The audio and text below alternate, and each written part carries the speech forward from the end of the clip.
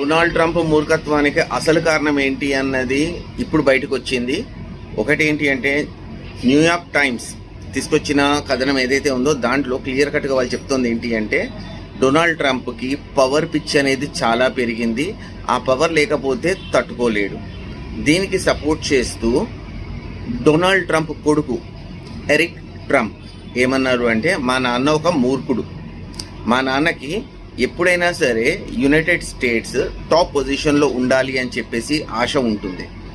ఆ United states ఏదైతే top పొజిషన్లో ఉంటుంది దానికి కారణము కర్త కర్మ క్రియ మొత్తం కూడా డొనాల్డ్ ట్రంపే అయి ఉండాలి అన్న ఉత్సాహంతో తను ఇవన్నీ చేస్తున్నాడు.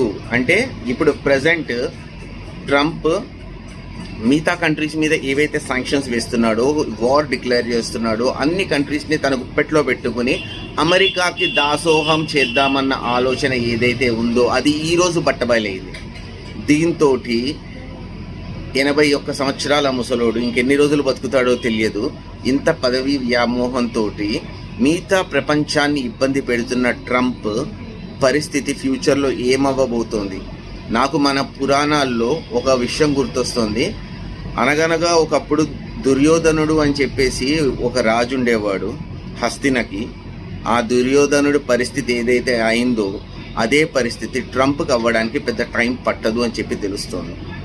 ట్రంప్కి ఆస్తమా ఉంది. డాక్టర్స్ ఏం చేశారు, 81 మిల్లీగ్రామ్స్ ఇన్హేల్ చేయమని చెప్పేసి చెప్పారు. కానీ మన ముసలోడు ఏం చేస్తాడు, 325 మిల్లీగ్రామ్స్ డైలీ డోసేజ్ కిందకి తీసుకుంటున్నాడు.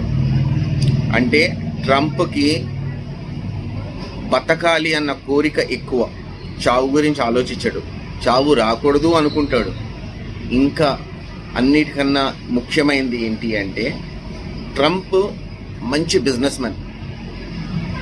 దురదృష్టవశాత్తు ప్రాబ్లం ఎక్కడొచ్చింది అంటే అమెరికా అధ్యక్షుడికి బిజినెస్ చేసుకుంటూ తన బ్యాంక్ బ్యాలెన్స్ని నింపుకోవడమే కాకుండా ఇంకొక దరిద్రమైన పని ఏం చేస్తున్నాడంటే మిగతా దేశాలన్నింటినీ నాశనం చేద్దాము అని చెప్పేసి ఇప్పుడు ప్రజెంట్ కాటికి కాలు జాపిన ట్రంప్ ఆలోచించడము ఎంతవరకు కరెక్ట్, దానికి మీరేమంటారో కింద కామెంట్స్లో చెప్పండి.